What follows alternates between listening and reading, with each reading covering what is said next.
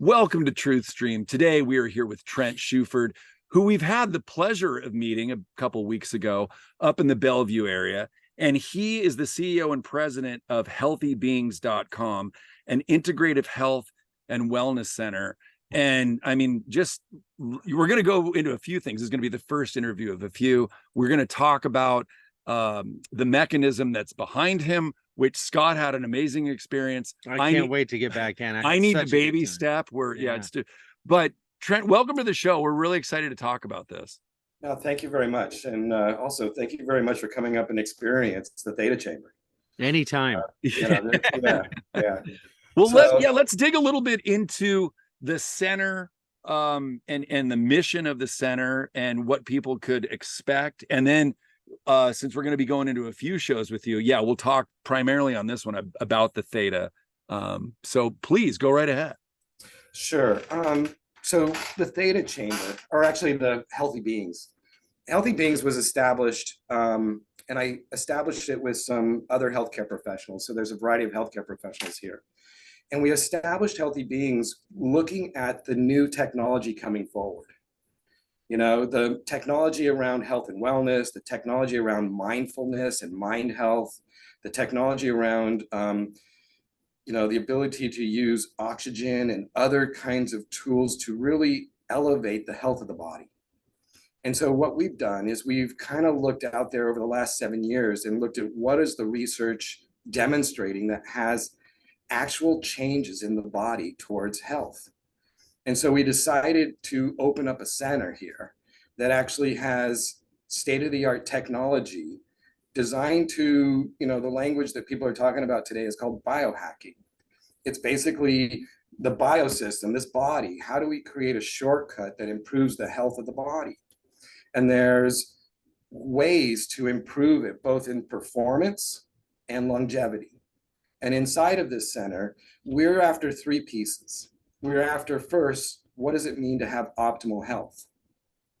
Second, what does it mean to have a body that's in performance and functional so that it actually has the optimal performance that body can provide? The other piece of this is longevity. We are on the precipice of opportunity to live a longer and healthier life today than we've ever had before. But it takes some building blocks to make that work. And part of it is awareness. So in designing Healthy Beings, part of our goal is to create a place that people can come and experience things they normally would never have the ability to experience. So inside this center, we really took on the idea of performance with state-of-the-art technology that puts the human being's body physically back into a level of health, both with technologies that strengthen up the spine, both the back and the neck. We're now more and more healthcare professionals are playing with energy-based technologies. So we're playing with energy-based technologies that allow for us to heal past injuries that have been in the body for years. Technologies that can go into a rotator cuff and heal the tendons using energy technology. Now, one of the things we're playing with is technology that's even before getting approval by insurance. So who I am in the community, how I first started out in the late 80s, early 90s, was developing and bringing technology into the state of Washington, pioneering it into the state, working through the insurance companies and primarily workers' comp in order to get a little reimbursement CPT code so I could actually get insurance companies to reimburse for the technology. And it takes time to get all that to work. It really does. But the problem is most people do not have access to the technology until the insurance model gets kicked in. So instead of waiting, we decided let's put a center here where people could actually come in and start to play with technology that's way before that. And they can actually start to get their hands on a solution that can work. And so that's what we've created. And so inside of this center, there's the performance side. Another side of this is the optimal health. It's technologies and services that are going after, things that are impacting health, like toxicity, heavy metals, pesticides, herbicides. All of these things are getting into our body and they're impacting the health of our body. And having technology that can actually scan the body to be able to look within the body and identify where are these toxins being stored, what is the tools or solutions to help pull those toxins out, how do you get that body up to a level of health, of performance and function where literally the mitochondria are performing at the level they're supposed to, ATP production. The metabolic pathways are not interrupted through impacts of toxicity, that the body actually has an engine that's actually running at the ideal, if optimal state. So inside this center, we really took on the levels of what it means to get healthy. And in past cultures, you know, we've utilized heat and ice and different kinds of modalities to facilitate the body's own ability to heal. But today with biohacking technology, we can actually take it to another level in both the measurability of the body, but also the ability to add solutions to the body that directly have an impact on the health of it. And today, when I'm looking at the body, I'm kind of looking at two pieces. I'm kind of looking at the body and the mind, because both of them play a part in health. And I've had an opportunity in my career to work with top athletes, both Olympic athletes, pro athletes, artists, professional musicians. And one of the things that people will talk to is about a flow, about a way that both when the mind and the body are working together, like in harmony, there's a flow in life. And inside that flow, my suggestion to you is that's when the human being is in the present moment. Mm-hmm. That's when everything is working. All parts of existence, of life is in harmony in the moment. And that's really a state of being that is available to all of us all the time. Beautiful. A little challenging to get there, I think, for some. Well, it's not generally encouraged either. You know, our lives are built around these schedules and obligations and distractions and whatnot that that really kind of are at odds with being in the moment. I think at least the interruptions are often enough so that it makes it difficult to be consistent. Yeah, it does. And we've put a lot of things around us that pulls us out of the moment. Oh, yeah. You know, every single time our phone buzzes, we're immediately out of the moment. Oh, yeah. Because we're already thinking about what's going on, future, who it is. I mean, we literally just pass out of it. Yeah. So there's a training that's been going on at a very young age for all of us to not be present. And there was a moment in our lives where all of us were 100% present. So, you know, the age range between 2 and 5, when we all lived in a theta state, we all practiced in that moment how to be 100% present. And in that moment, the truth was we didn't have fear, we had curiosity. And we had a full self-expression. We fully self-expressed between 2 and 5. I think Ferris Bueller expressed it long ago that life moves pretty fast. And if you don't look around once in a while, you might miss it. And yeah, truer words, right? Yeah, those are definitely true words. One of my heroes. For sure. Hey, Ferris. Yeah. So Trent, so before we delve into the amazing machine that's behind you, give us a little bit of a walkthrough in the different modalities, I suppose that's the way to say it, of what one can expect or utilize at your center. I know there's a lot there, so please give them a little walk them through it. Just an intro. Yeah. Please. Yeah. So inside this center, you know, people show up for a variety of reasons. And so sometimes they have a clear understanding what they would like to transform. And sometimes they don't know how to start. The other side of it is sometimes they are human beings that have been taking care of themselves. And they also want to know, is there any blind spots they can't see that they would like to have access to be able to go to the next level? So as people are coming forward into the center, you know, the first piece is an inquiry, which is how to start. And one of the technologies, you know, I really got introduced to 7 years ago was a scanning technology that allows us to scan the body. And, you know, not all people have to start there, but many people are finding it's a great place to start. Because what it does is within a period of 30 minutes, 45 minutes, it gives us a detailed outline of, and it's not diagnostic. So this is not a diagnostic tool, but it gives us an outline associated with what's going on with your body. And the best way I can give you as an explanation is that it uses frequencies. Your body is made up of frequencies. We know, for example, if you and I went out on a beach and I was going to use a metal detector, we're using a detecting device that's looking at frequencies and detecting along the beach, and it's picking up different kinds of frequencies for what kind of metals are underneath the sand. This technology does very similar. It's basically scanning the body and it's coming up with different kinds of frequencies, and it will let us know whether or not you've got heavy metals in the body, toxins, parasites, molds, fungus. It will let us know what areas of the body are not functioning well. It'll give us an idea of where the body is inflamed. It will let us know which ligaments or tendons or which specific bone areas are having problems. And it really gives us a kind of a rundown of where to start. And from that technology has also been computerized in a way that we can also use a very smart assessment tool that kind of let us know what plan and strategy would actually help mitigate this problem. So as we start to look at it, some of them are binders and supplements. Sometimes it's using technology we have in here, which is hyperbaric chambers for oxygen. Sometimes we're using a new technology. People have heard pulse electromagnetic frequency technology that squeezes the body and it basically gets circulation moving. We're playing also with another technology using resonance frequencies. It's a variety of frequencies all at once. It's called a molecular enhancer. The gentleman who created it is a physicist with an idea that it energizes the body at an energetic level. Other technologies that we've been playing with are radio frequency devices that you put your feet on and it increases your body temperature. So you literally will start to sweat.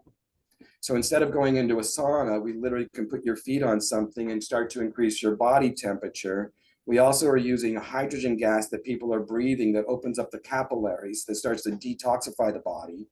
And then we also have nurses and physicians where, if necessary, we can do IV and chelation, and we can put nutrients back in the body. We can detoxify the body while we're heating up the body. So the whole system is designed to get that body back to a level of normacy. The other side of it that we're playing with at mitochondrial levels is red light. So NASA has identified that red light therapy helps the mitochondrial functions. We use red light tables, but we also have class 4 lasers for healing people with certain injuries. So whether we're using a red light table or a class 4 laser, we're using both red light frequencies to heal the body and to increase the fast or the time for healing so that we expedite it. But all of that is around mitochondrial health and function. And we've also identified, or at least other research have identified, the fact that mitochondrial functions are being impacted through toxicity. So again, we get back to getting this body to a level of health. We've also put in lymph systems, so full body lymph systems that actually squeezes the body so that when we actually put binders in the body, chelation in the body, we can start to squeeze the body and get the lymph system moving so we get the toxins into the liver and the kidneys and out of the body. Behind that, we've got physical therapists on site with state-of-the-art technology. Gentleman, Arthur Jones, who invented Nautilus equipment 25, 30 years ago at the University of Florida, he spent $76 million redesigning new spinal technology called MedX. These are the only machines in the world that can isolate the low back and neck and strengthen up the body. We've put in power plates that are basically the best technology to speed up strengthening of the full body. So what normally is done in a 45-minute workout, we can get it done in 15 minutes. We've also put technology that isolates the spine's rotational function. So not only flexion extension for neck and back, but also rotational. So the core of the body, which is the spine where all movement comes from first, has to be strong and healthy. And these machines literally take care of all that. We've also put in traction technology, piezo wave technology, and a variety of other energy-based technology for getting to the level of health of healing. So this literally is a playground. So what I've created is a playground for people to come and experience technology that they normally would never have access to. I think I'm going to park the Airstream in your parking lot for a month or so, and if you don't mind. No, seriously, I have people who come in and do like 28-day programs and they park here. They No literally, kidding. oh, Wow. seriously, yeah, I've have had Navy SEALs go through 28-day programs that really transform their lives, both physically and mindness. You got to get a sense of Navy SEAL who's been trained to be as close to death and survive, and just got to get a sense of what kind of a mind you create in a warrior who's living and experiencing that kind of life, let alone someone who has an addiction, or someone who's dealing with depression or anxiety. All of these are where a mind is taking the body somewhere. And the goal of this program, the goal of this center, is to get the being back into the position, or the being back into a place of working with the body and the mind. Beautiful. Well, I was going to say we've been there, and it's a pretty amazing facility. And so, like I said, we're going to be going into some of the other modalities, but let's go into Scott's favorite. It was a profound. Yeah, I can't wait. I mean, it is a playground, and there's so many things that I want to indulge in at some point or another. But the machine behind you was a wonderful experience that I can't wait to have again. Do you want to describe this wonderful machine? Yeah, Theta chamber. This is a neat machine. The gentleman who created, his name is Lawrence Swanson. So one of the things I do is I go out and I look for inventors and creators. I love inventors and creators. And this gentleman, I saw his technology probably 7-8 years ago. And it's something I've been tracking and watching and talking to other healthcare professionals about. His story in the creation of this is that over 20 years ago, he and his wife adopted a son who had cerebral palsy. Today, his son speaks 5 languages and he's a double black belt in karate. I mean, when I was starting to hear, it's like, oh my gosh, I got to know more information about this.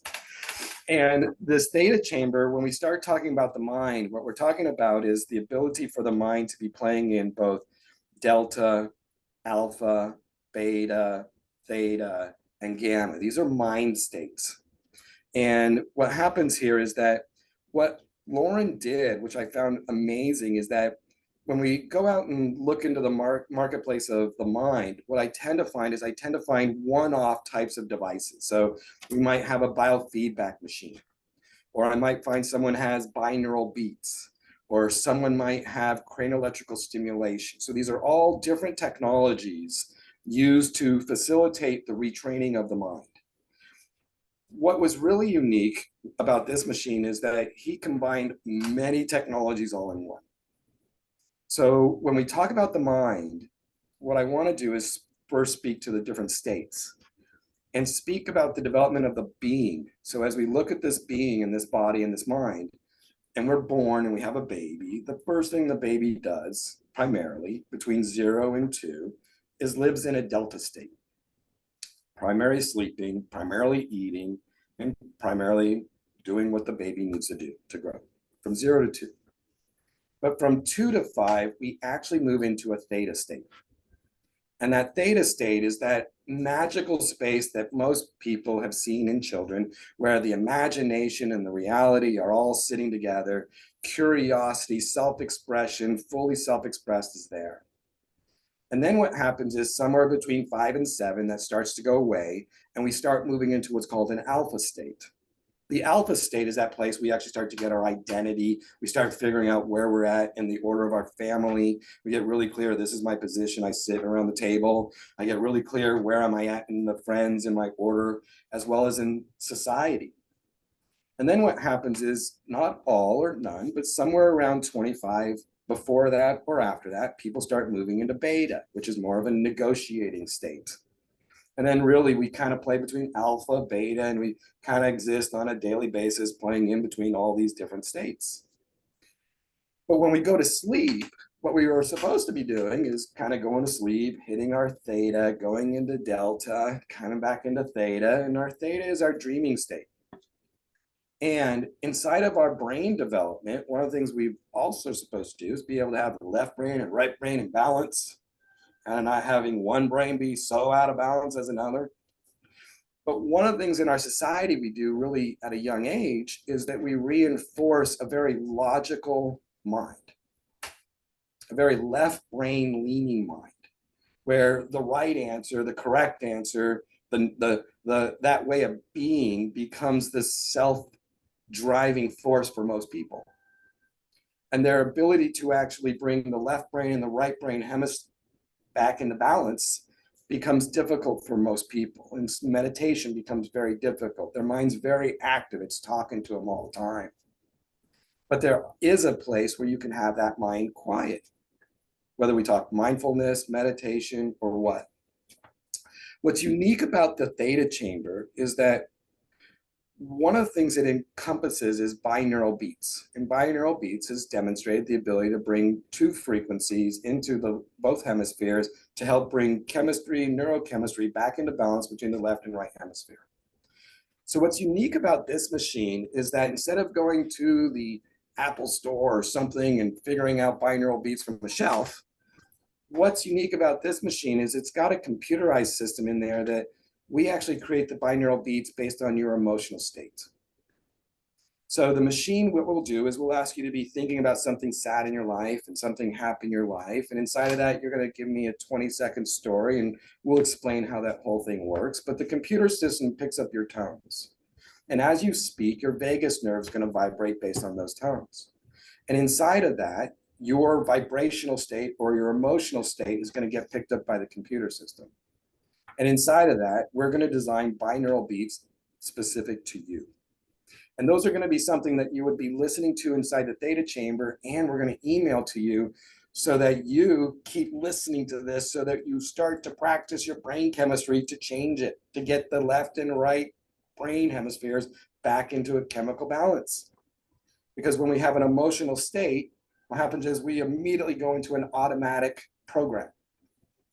And the truth might be that our body is running very automatic and our mind is running very automatic. And there's very short periods of time where you can go in there and redo the processing of those automatic systems. A theta state is one of those places where you go and you deal with the automatic programming of the mind. In the theta state is one place where we use hypnosis. So when we put someone in a hypnotic trance, we're putting them into a theta state so we get access to the subconscious. That's one tool to get into there. The other way is to practice mindfulness, meditation, so you could be the one in there organizing your space versus someone in a hypnotic space going in and sharing what your mind should do. Right. Now, if you were working on recovering memories or something adjacent to that, it seems like this would be the state at which it would be most effective in that pursuit. I would, again, I haven't had experience with it, but my assumption would be yes. Yeah. Because you're actually looking at reactivating the pathways and exciting the neural pathways inside whatever was lost. Oh, probably in combination with the transdermal cranial stimulating. Yeah, so what happens inside of it with the binaural beats, that allows the brain chemistry start to come in. The second thing that the inventor of this put in, which was called cranial electrical stimulation. So this is FDA approved. Oh, yeah. It's basically electrical stimulation, low voltage. It's all been proven. Inside of it, the machine, we can choose whether the person's dealing with addictions, whether the person's actually dealing with physical problems, even from Parkinson's disease to MS, autism, you name it. The tools already designed through cranial electrical stimulation. We also, again, can deal with physical, addictions, and emotional related issues using cranial electrical stimulation to balance the mind. And it's literally creating and stimulating pathways in the mind. The other thing that this thing then does is we put over the eyes, and you will close your eyes, and there's a ocular stimulation. The ocular stimulation flashes white light and no light in geometric patterns. The last piece of this is that the chamber will close and it will rotate 13 to 14 revolutions a minute. Now, the reason is that it literally will take out your inner ear, because your inner ear is designed to keep track of where you're at in this three-dimensional world. Now, someone who's claustrophobic, please don't be afraid. We actually have the technology and the tools to help you through it. So there are tools here to help. I'm one of those people. And there's a way to make this as a starting spot so that the body and the mind get comfortable with the experience.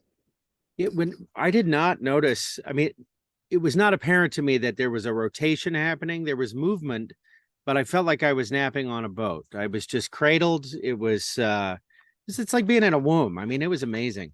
It's designed to give you the space of being rocked. And it felt that way. Yeah, it was wonderful. And literally the piece of theta, which is so important, is to get to theta, we have to be safe. Right. And so oftentimes people are going to sleep and they're actually not safe. Their mind is still very active with the bear in the cave as they're going to sleep. Yeah. So they're just going deep into delta. Yeah. And they're coming out and they're going deep into delta. Yeah. And they're not actually taking the space of where the body kicks in and the autonomic nervous system kicks in and the theta state kicks in and the body starts its healing. Now, with the ocular stimulation, you said it was white light, but it was a very colorful experience for me. Was I creating those colors in my? You're perfect. So what happens is that in the machine, it only flashes white light and no light.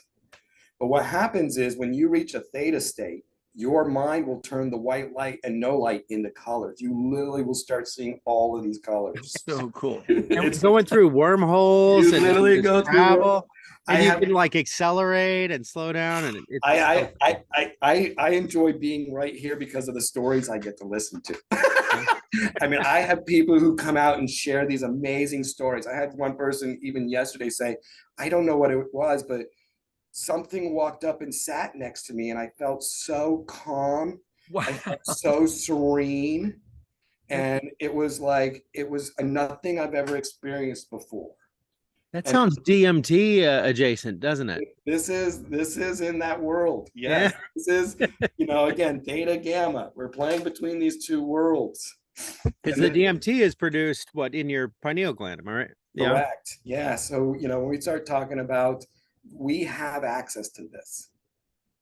We really do. We have access, and the situation is called training. And many people sitting down doing mindful work or doing meditation, what I found around most of the Western minds I play around is they quit, they give up. Really? They can't figure out how to make it work. But what I am finding is people playing in this theta chamber, what happens is they reach it, and then it's really easy for them to reach it without the theta chamber. The goal there is to train the mind to be comfortable with getting to that state. All of us have played so well in alpha and beta for so long from a survival side versus living in a theta, like cooperative, like we all really are playing together in a cooperation of health versus a competition of survival, like there's not enough, which is not true. I remember there was sort of a moment of conflict or resistance. It was a little bit of fear came up. The idea, you have to really give yourself permission to access that state. And there's something that's telling you that's not a safe thing. And you have to work through that. But it was pretty quick. Yeah, no. And again, it's individualistic on whether it's quick or not. So I'm just going to give you the space of that. Two different stories here. I had to lay in it.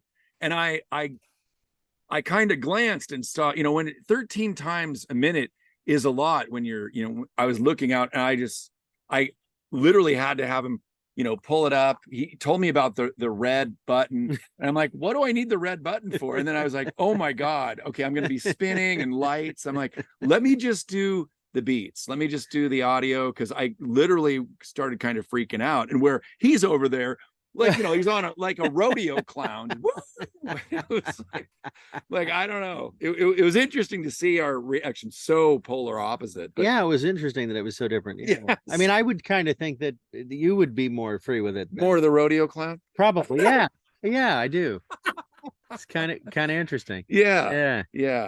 No, and it's really interesting because when I'm dealing with, let's say, someone has autism, one of the things that's unique about this machine is it'll actually rotate the opposite direction. So when we start to look at minds, again, not all minds are the same. Yeah. And so there's a space of they are wired and managed differently. And so the technology is designed to facilitate that process. So Yeah. there's some way of detecting the most optimal direction of the spin. Yeah, the system is designed so depending on the mind, we can actually shift the process. So there's Just some fine. feedback going on. Okay, that's Yeah, really so cool. the machine will actually also give us reports. So it's really unique. And the other thing that's really interesting is a person will have a 30-minute experience in the theta chamber. It's 30 minutes. And the first experience is kind of like you're walking into it's really a deprivation chamber. It truthfully is. It literally takes your body and it makes your body feel very safe. So when your body is safe, your mind can actually start to let go. I was swaddled in a blanket, folks. And you're swaddled in a blanket. There's this bolster that your knees are up on. It's the most relaxed experience. Wonderful. Well, sorry. For most people, I'm gonna get there. You will. Baby steps. Yeah. Well, it's gonna be interesting to see.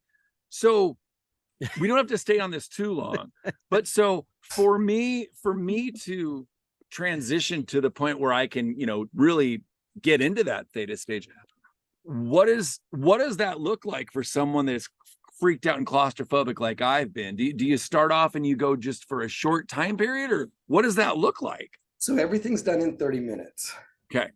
So what happens is that your body and mind are automatically being trained through the other systems that are built into the computer. That's one of the things or the theta chamber that's very unique. It's not like I'm coming in with one modality. This has multiple modalities built into it. And so what happens is once your body gets more comfortable with each modality, your ability to have the fear or control, where the mind has both fear and needing to be in control, it will start to let go. So many people are trapped in the way a trauma or a experience where they were not in control has put them into a place that the mind has to be in control. I found in my life that most of the time I'm under the impression that I'm in control. It's an illusory state. I think we're rarely in control of very much beyond us anyway. So it's Okay. yeah. I had a patient. Sure. Yeah, so when we talk about the mind, what's interesting about the first experience is that what a person will get a sense of is that the mind itself will start to talk to you. I mean, we have a talking mind. It talks to us. Mm-hmm. And inside of it, there's a space that what the theta chamber does is it gives you these gaps where the mind is quiet. And what happens is that gap becomes longer and longer and longer. It literally can become like 30 minutes where your mind is no longer there. And that's the truthful experience of theta. And then once you reach that, time is no longer there. People will come out of this machine like, I have no clue how long I was in there. There's people who come out and feel like they've been in there for a day, hours, not a half hour. They have no clue about time. When we start talking about lucid experience, this machine creates a lucid experience. Yeah, my experience that I wasn't in there long enough. That was I was like, really? That was a half an hour? You got to be kidding. Yeah, it was so peaceful. And there's a way that once you get in there, like you start using breathing techniques and you do certain kinds of managing the mind, you literally can start to actually go in there with an intention, like in your theta state with an intention. It's no different than when you dream at night and you go in there and you go into theta and you're going into your dreams. One question everybody should be asking themselves is, do they dream? And if you're not dreaming, my suggestion is there might be something going on. you know? I listened to a talk last night, actually. I don't remember the gentleman's name, but it kind of came up at random and it was fascinating. This guy had anger and rage issues like you just can't even imagine. I mean, like if it goes to a 10, he was an 11. Wow. And managing that in his life was difficult. He got into boxing to kind of help, as far as an outlet, but he was generally regarded as an asshole to most of the people that knew him. And, this was a real problem in his life. Very smart guy, at least in the way he articulated the story. You could tell this guy was a sharp fella. And when they were analyzing what was causing the problem, it was his inner dialogue, like you were talking about, this talking mind. And it was very cruel. It was very punishing. It was very accusatory. And if he didn't achieve perfection, he heard about it every time. So imagine living in that kind of prison. So what these therapists he was working with had him do was every time he had that impulse to imagine himself stepping outside of himself and seeing it as if it was his best friend, and how he would talk to his best friend. Oh. And in a very short time, he said within 4 months, he had completely changed the way his brain worked. Wow. But he had to record what he was saying to himself, and he had to immediately then send the recording to his therapist. So that was talking about the hot. Yeah.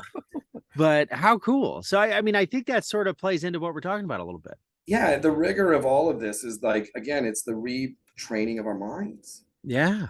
And there's a space of where we grew up. There's a space of the interactions of what we had. There's the space of the traumas we've all had. And then there's the opportunity to heal all that. But the opportunity is really to, climb underneath that. Our mind is designed to be automatic. And sometimes the automaticness isn't healthy. Well, it's interesting when you see something like I don't even want to venture a guess as to whether it was a trauma-induced condition for this fellow. I would think probably, but we don't know the kind of torture someone is subjected to by their own mind. It's fascinating to think of how many people could benefit from correcting that kind of thing, and it seems in many ways to be a simple fix. It is relatively. It is an easier fix today than it has been in the past. I would say that. And I would say that, there's ways of getting to the automaticness and reprogramming where, we can do it ourselves. We can do it in a way that, in my world, it's not requiring a pharmaceutical solution. Right. There is an actionable item I can take on, whether I'm dealing with depression, anxiety, whether I'm dealing with PTSD. There are tools now that are available that really do bring the mind back into balance. And there are human beings, there's many of us in society that are struggling not just with our mind, but our body. And then we have to deal with our homes, we have to deal with our community, we have to deal with the potential of another pandemic. All of this stuff goes into the fear, into all of it. And survival, really has a state of automaticness that it takes time to get out of survival. Yeah. But the truth of it is that, everything's here today to really have an amazing life. And the tools are here today that they've never been here before. Now it's just moving people into the game of getting healthy.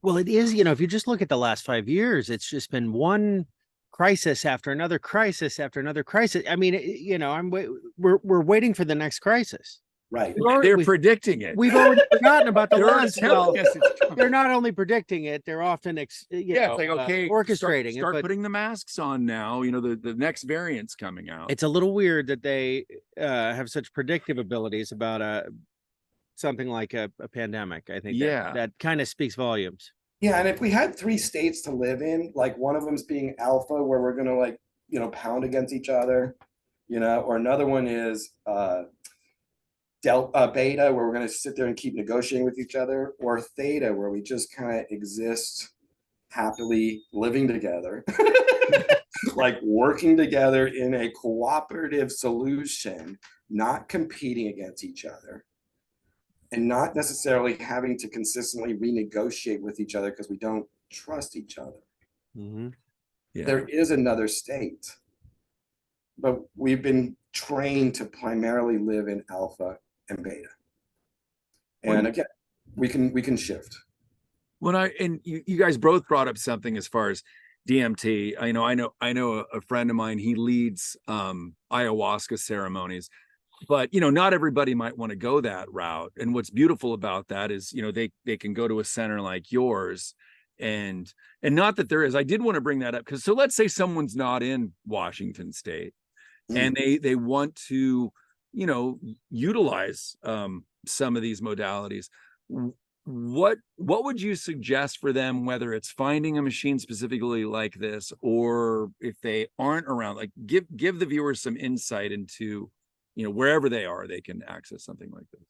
Yeah. So the first thing is, I mean, as a person interested in helping human beings, anybody can contact my company, Healthy Beings, and go to info@healthybeings. That's the email address. Just email us. We'll help you find a place and see where to get you connected.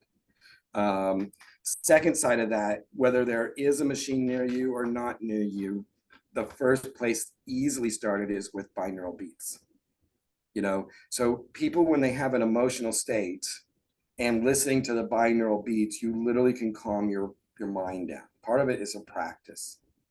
And so when we start looking at mindfulness and this, and you gave an amazing example of a person who spent 4 months transitioning their mind.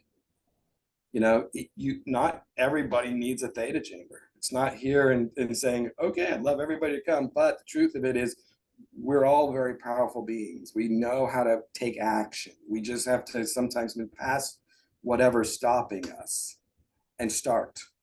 And the easiest place to start is binaural beats. The second place to start, both as an individual and or with friends and family, is in mindful meditation. And I'm going to share with you, when you sit down the very first time, your body's going to be scratching and itching and trying to figure out how to get you up. And your mind's going to be telling you all the reasons why it doesn't feel right to sit there. But the truth of it is that I come from that there's a mind, there's a body, and today I believe there's a being. And I believe today that the being is the silent one. It's the one that when you make a decision to go right, and you should have gone left, maybe the being was the one that said, maybe you should have gone left. Maybe, who knows? We all get to discover it. But the space of the mind and the being is your opportunity is to quiet the mind and see what's on the other side. I learned a while ago that our body is a pharmacopoeia. I mean, we can produce almost every substance. So when I hear about, ayahuasca or peyote or DMT or various other, mind-altering substances, I often wonder about just getting there through meditation. And, because I mean, and in fact, we're going after the same state. And I don't know, my experience with the Theta machine, I mean, well, obviously nowhere near as profound as a lot of the stories I've heard around those previously mentioned substances. It kind of gives you I don't know, a preview of what you could be capable of with a little bit of discipline and a little exploration. Well, this is what I've seen so far. It's like, I've had a very strong meditator who came in here, and like really strong. And he walked away after his very first experience. He said, what that machine did in one visit, it took me 30 days to get to. So you're literally talking about a shortcut, a significant shortcut. Yeah. And it's kind of like the idea, the body and the mind are amazing technologies. These things are amazing. And once the body or the mind learns something, it has an easier way to get back there. Right. So the second visit in the Theta chamber is a lot better than the first visit. And the fifth visit's a lot better than the first visit. And the truth of it, you can then start building upon it. And the question starts becoming, can you take the Theta experience from within that chamber and put it in your life so you're literally in a walking Theta state? That sounds amazing. Not in a, oh my gosh, I've got to be in an alpha, or oh my gosh, I've got to be in a beta. But no, a walking theta where I'm 100% present. I'm not thinking about the future. I'm not thinking about the past. Nothing is triggering me. I'm literally just present. Like, and I can hold that state. Like, I can hold it. There's nothing pulling me into, oh my gosh, I got to go make a phone call. Oh my gosh, I got to go do that's not pulling on you. You literally present. It's ordinarily I think we're reactionary. You know, we're either reacting to something or, you know, processing and anticipating something. You know, again, past and future, rarely present. But that's prohibitive of any other state. Well, the thing I usually ask people is I usually ask them a couple questions and I say, would you agree that your body is running at 90% automatic? I mean, the truth is you could take over breathing, but most of us do not take over breathing. Most of us could get really conscious of our breath and where we're breathing it moment to moment, get really conscious to our breath, but it's just happening automatic. And even I love as the Italian mothers who speak with their hands automatically.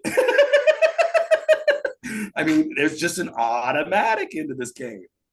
Oh yeah. If we look at the mind, and this is really the struggle of the human beings who so attach their mind. I mean, if I say, are you your mind? And they're saying yes, that's a different question. But for others who are like, can you get a sense that your mind is running 90% automatically, if not more? So now we've established that your body is running at 90 or more percent automatic and your mind is running at 90% automatic. And the truth of it is you're really not in control. But what if you could get in control? What if you really could get in the control of your body? And what if you really could get in the control of your mind? And what technology or tools or training would be in place? So when we really talk about understanding how this thing works and understanding how this thing works, we really are moving towards that direction. And we are living in the most amazing time today because we have the tools and the technologies, we have the communication, we have the resources, we have the time to actually explore this opportunity and move past the survival side.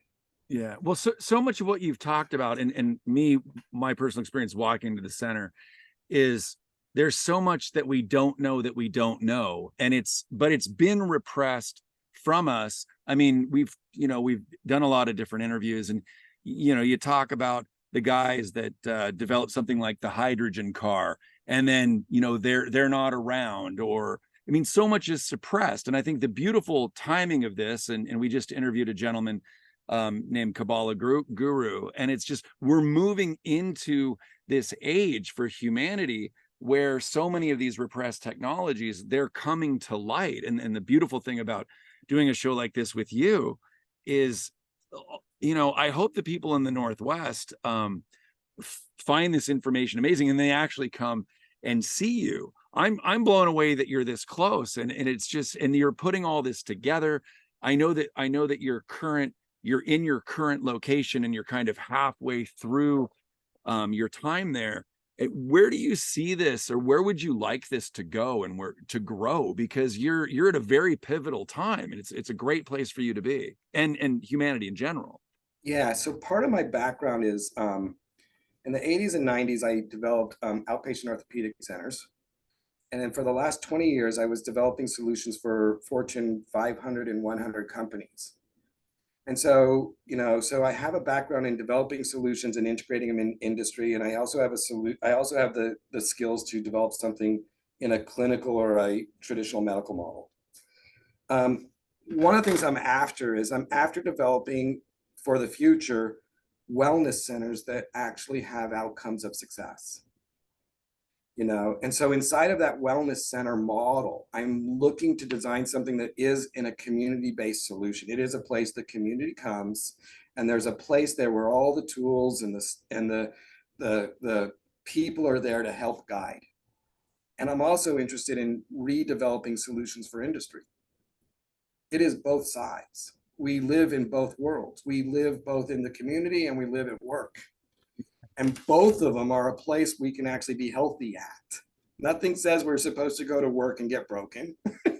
And nothing says in our community we're supposed to actually get diseased. But the environments of both of them, because of where we've come from, haven't always carried that belief. Today's amazing opportunity to change. So at this moment, what I'm doing, I've spent the last year and a half really playing with this technology to figure out how it works. And really playing and having people coming forward with a variety of conditions to experience the success. So over the next year and a half, our goal is to really ground that out so that we actually have a model that can be reproduced, that actually can be shared with others, and that other healthcare professionals or other people around the country can take this model and build it for themselves. And that who we become is an opportunity for them to ask questions and share and learn, because this needs to be shared with everybody. We all have an opportunity to become whole and complete. It'd be great if this becomes duplicatable and people start indulging and optimizing themselves. And earlier you were talking about understanding the body mind kind of a thing, but you started here with the heart. And I just wonder if you could talk a little bit about the role of the heart, as far as just the electrical output, how far out it reaches and how important that is and how it plays into our whole system. Well, heart and mind, but the heart definitely. What's interesting about the heart, I mean, when again, there's people out there smarter than me and the expert of the heart, but what I find interesting is, we talk about neurites, we talk about memory cells. We talk about neurites, and primarily when we're talking about theta, we're talking about neurites and neuropeptides. So when we're talking about a memory and a feeling, I find it very unique that we have 40,000 or more neurites, that we have neurites in our heart. We actually have memory cells in our hearts. And those memory cells are surrounded or are around mostly our ventricles. So that means we have memories and feelings in our heart. And when this thing starts to pound and it goes in sync with our mind, and these are where amazing companies are further along than me, like Heart Math Institute, really looking at how does the mind and body come together. And when they do come into sync, where there is a syncing of the two, there is a opening of that being. And inside of it, that's literally one of the things that the theta chamber helps create. You literally have the mind, the heart, and the body balancing. Now, if we look at different research going on out there, you go from theta to gamma, your hypothalamus will kick in and produce proteins to heal your body. You have the tools in your body to heal. So with that peptide link to memory, let's just say it's a traumatic memory, the emotional part of that often takes over and really wreaks havoc with people because they're hanging on to that emotion and it drives all the thoughts around the memory. The absence of the peptide, then you just have the facts. It's just memory, but not the emotional trigger to it. That's really fascinating. Well, that's the space where once we've worked through something, we can go back and have a conversation about it, but not necessarily have the same emotional wave taking us out. Right. And the truth of it is, many of us haven't learned how to actually have an emotion just get processed through us, like allowing the emotion to process through us. What happens is most of us restrict and contract and physically resist the emotion, repress. Yeah, and then especially with men, we gotta just. Well, that's where we start turning to drugs and all kinds of things, because again, it's easier to numb out, than to experience it. But the truth of it is, it's the healing that comes from the experience of it. Yeah. Can you give us because I'm sure you have people that have tried everything under the sun with, the normal medical world, and without it giving any person's name, I don't even know what you're going to bring up right now, but can you give us a success story of someone that's come in and they've tried everything and it's just been a miraculous change around for that person? Yeah, I mean, we got several. We got lots, actually. I'm sure.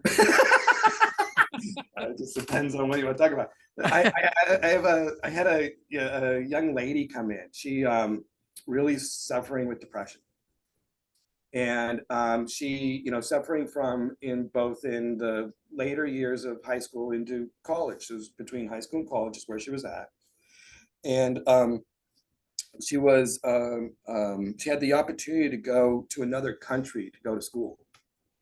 And so having depression in another country, no family around, just really created, for the first year, a hard time being able to be successful in that space. She came in, she did quite a few consecutive visits. She did roughly 15. And each visit kind of builds upon itself in the theta chamber.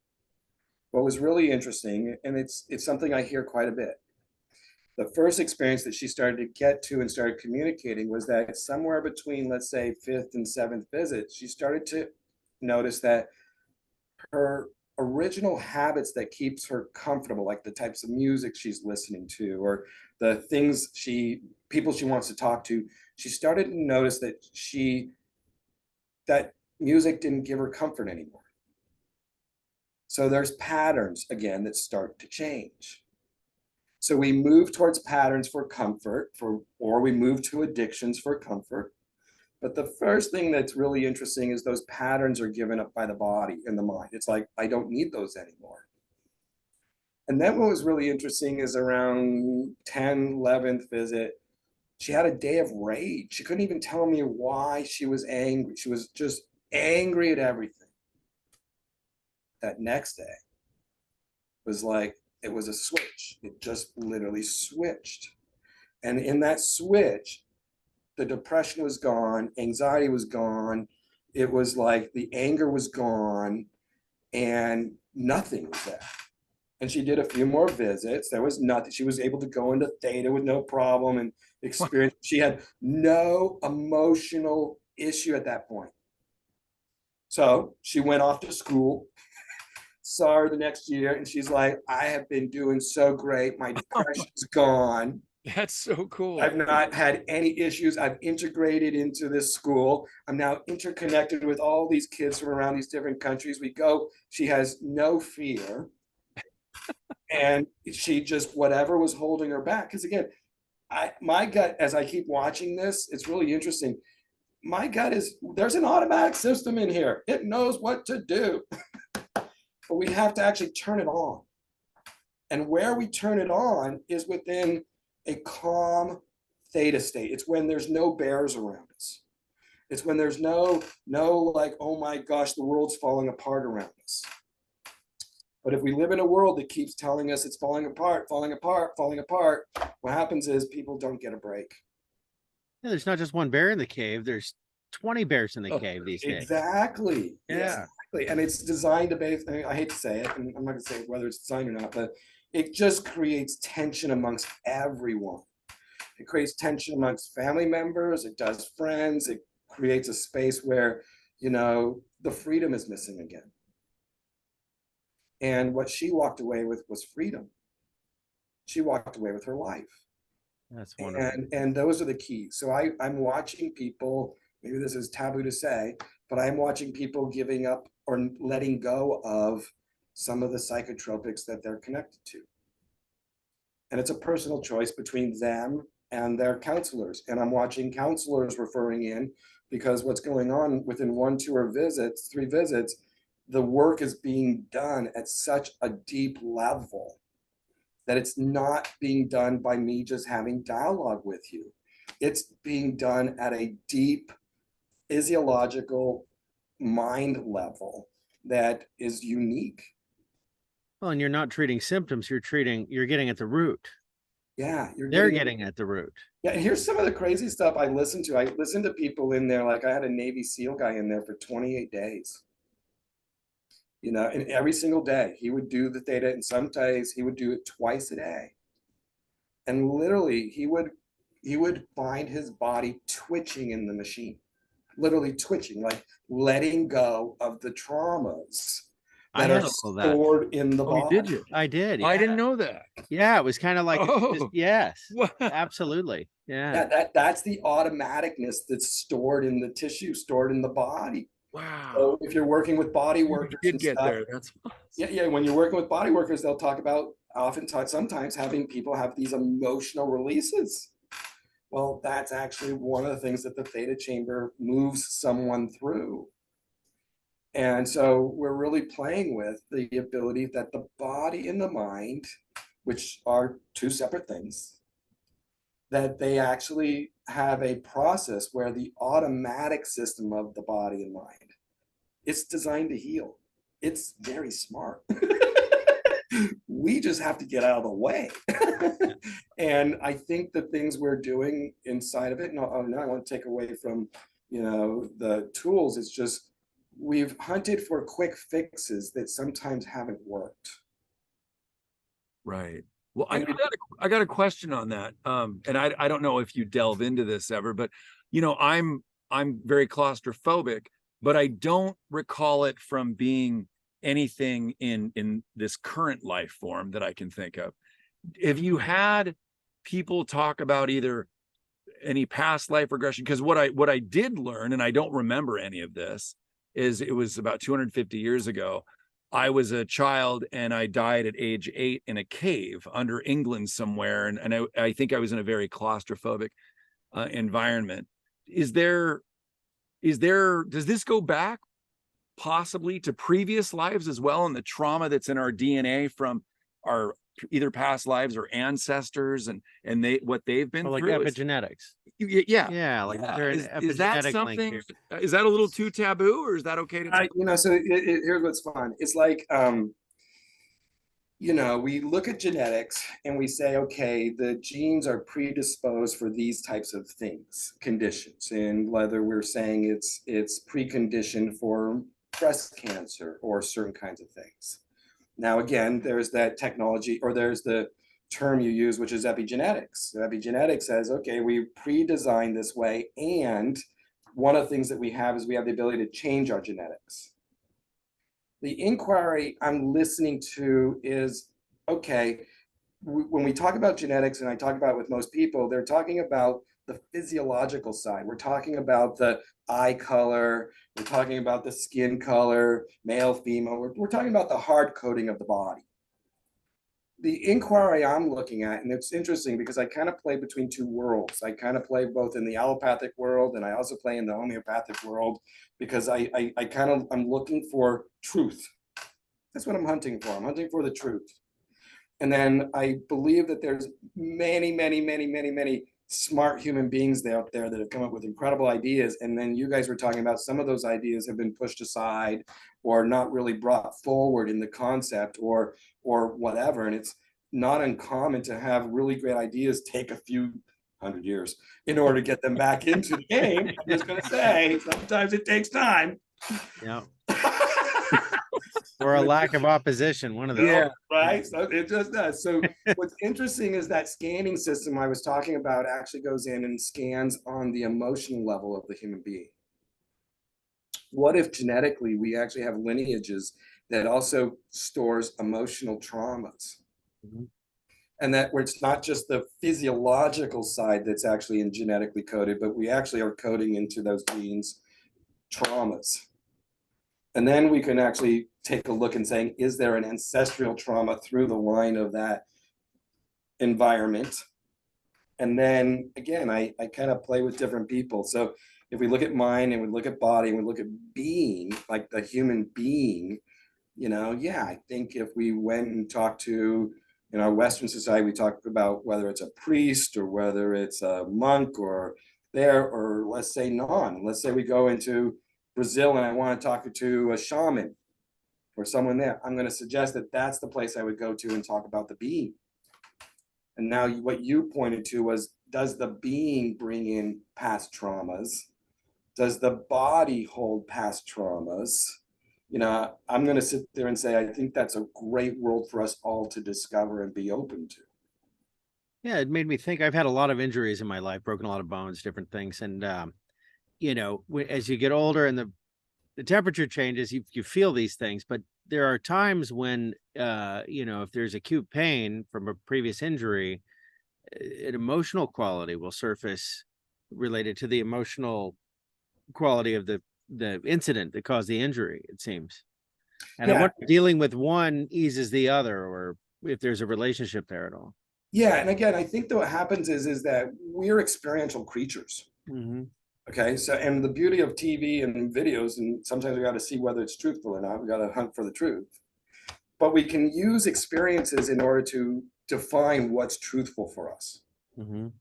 Now, again, I share more and more about who I am. I'm the one who turns over rocks looking for things. So I go play with inventors, I go play with creators. I really love those people. And I've also been the human being who's gone out there and hung out with shamans, and I've done the ayahuascas, I've done all those kinds of things. So I'm out there, I've done all those things. I've done the Bufalvarises, I've done the Cambos, I've done them. Nice. That's because I need to experience it. And so if I was going to have a discussion about, you know, the being side that might be carrying an ancestral thing, I would want to share from, let's say, a place where you can go, where one might experience that. And there are places people have experienced those things and shared from them. And those are plant-based medicines. That's what I've heard.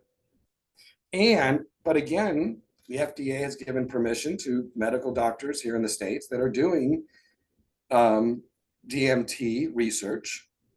And the research they're demonstrating is that these people are having these amazing experiences that are inside of this. I can't say they're an altered reality, near death, however you want to say it. They're having these states of being that you cannot, that there's really a no way to be able to speak against, that it's not real, and that there's something not there. And it's simply because the experience that I'm going to have and the experience that you might have are going to have a relationship to them. We're both going to have a unique experience that's unlike anything else. And I think we've had our society for so long tell us what we can't do. And we've had, you know, an anchoring, both whether it's through whatever you want to define, government, religion, family, friends, whatever, that all holds back sometimes our ability to experience something. And then some of us, the minute we're told about a new rule, where our immediate response is to figure out a way around it. Over the wall, under the wall, through the wall. Exactly. Yeah. And that's, I mean, that's how innovation happens, I think. Largely. Yeah.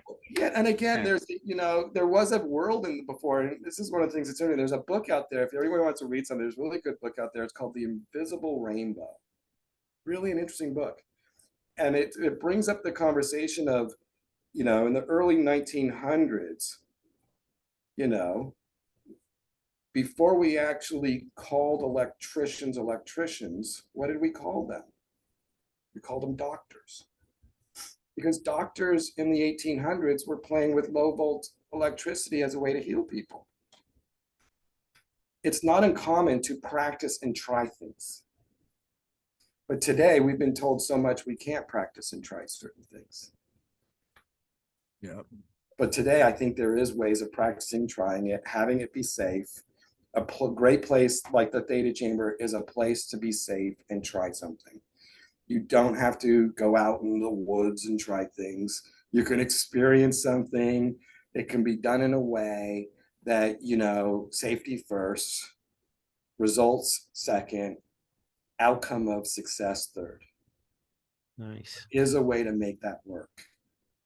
You know, this is one of those interviews that I'm already looking forward to the next one. Yeah. Yeah, I think we're coming up on an hour, but definitely looking forward to the next one. Yeah, so let people know where to find you, how to reach out to you. I know you mentioned it once, but please, any information you want to say for the viewer. Yeah, again, my name is Trent Shuford. Been 30 plus years in the game of health. The company that we've created is called Healthy Beings, BEINGS. You can email me at info@healthybeings.com. Our telephone number here is 425-403-6202. We're here to help. Really, this is a place that you don't have to have some health issue to come and play. This is a place to come and play. It's a place to come and experience things you've never experienced. We do tours here every day with people coming in and investigating what we're doing. These are one-off kind of things. You can try one thing at a time and kind of get a sense how the thing works. Yet also, if you're struggling, if there is something you're struggling with, whether friends or family, we have some amazing things that can help. We're integrated. There's physicians, nurses, physical therapists here. We're integrated into the normal way of doing it. But the difference is we have technology nobody has. And what we're doing is we're creating a place of health where people actually see the spaces of, see how they can create an environment of health. Both we are the starting spot, they are the place that they keep walking with. They're the ones who keep walking with what gets created. But this is a place to come and try and play. And I hope you guys come and try and play. Really, it's a great place to come play. Guaranteed.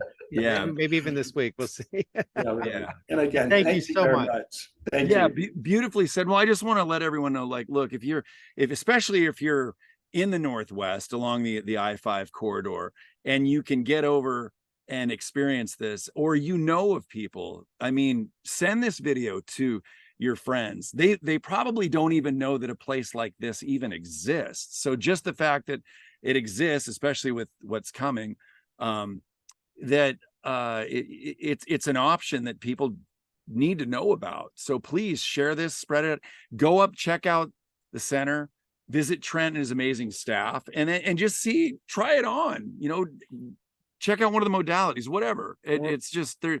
And there's a way people can sign up and try different things out. And so I don't know, it's an awesome experience, and we're excited to go back. Anything else? Yeah, and have conversations about this kind of thing, because it's with our intentions that we create things. And this is the kind of thing I think humans were at this stage of the game, we need to be preoccupied with this to a significant degree. We really do.